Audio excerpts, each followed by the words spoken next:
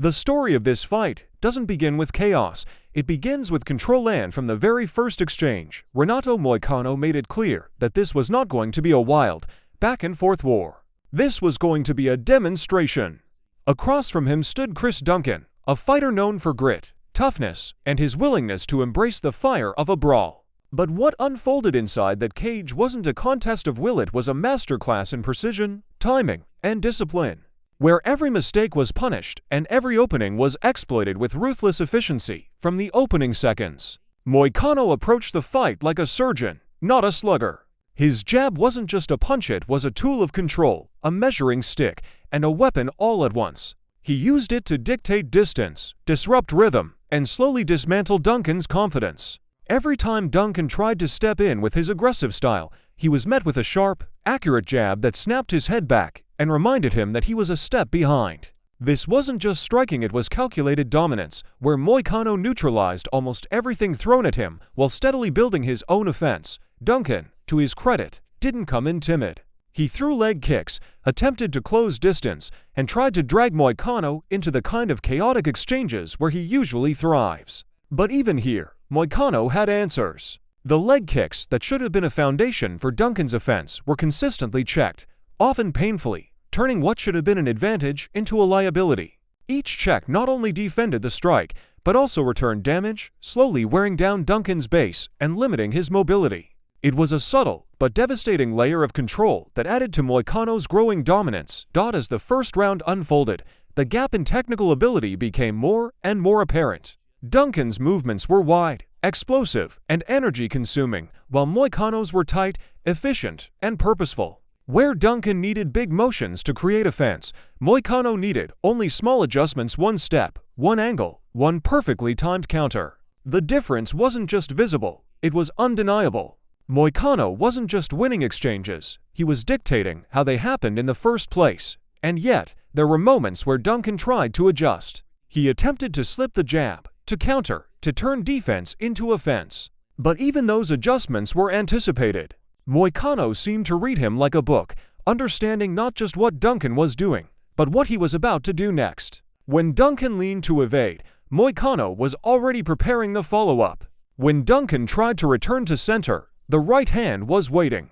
It was a level of foresight and composure that separated a good fighter from a truly elite one. By the time the second round began, the respect that Moicano had initially shown was gone.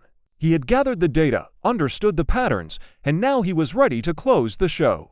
The fight transitioned from controlled dominance to calculated aggression, and it didn't take long for everything to come together in one moment. The finishing sequence was as fast as it was brutal. Both fighters engaged in an exchange, each throwing with intent, but it was Moicano who was faster, sharper, and more precise.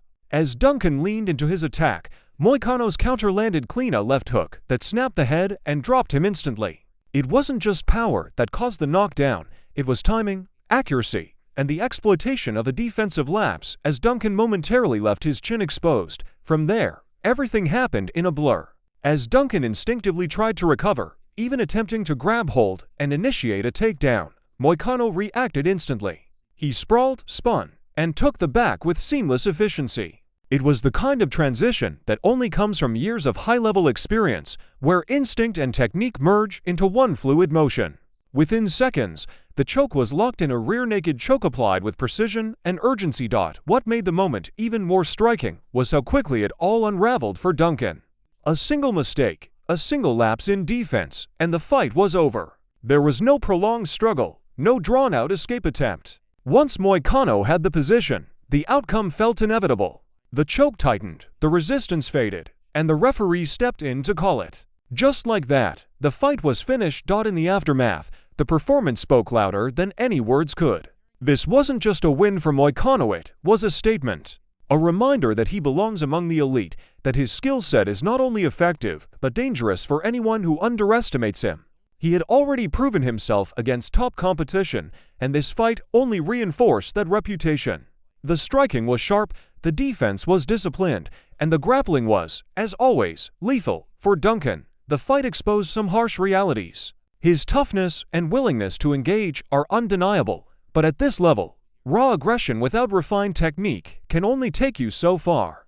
Against a fighter like Moicano, who thrives on precision and punishes mistakes instantly, those gaps become glaring weaknesses. It wasn't a lack of heart, it was a difference in skill, preparation, and execution. There's also a broader conversation that comes out of this performance. When a fighter like Moicano dominates in this fashion, the question immediately becomes, what's next? Who can truly test him?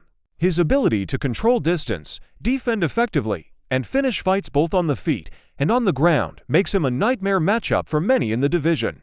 It's not just about winning, it's about how convincingly he's doing it. As the dust settles, one thing is clear: this wasn't just another fight on the card. It was a showcase of what high-level mixed martial arts looks like when everything clicks. It was a reminder that in a sport often defined by chaos, there is still room for calculated brilliance, for strategy, and for the kind of performances that make you stop and appreciate the craft. Now the question turns to you. After watching a performance like this, where do you rank Renato Moicano among the lightweight elite? Do you think he's ready for a top contender or even a title run? And what about Chris Duncan? Can he evolve his style and come back stronger from this setback? Drop your thoughts below, and if you enjoyed this deep breakdown, make sure to like the video, subscribe to the channel, and hit the bell so you never miss the next fight story.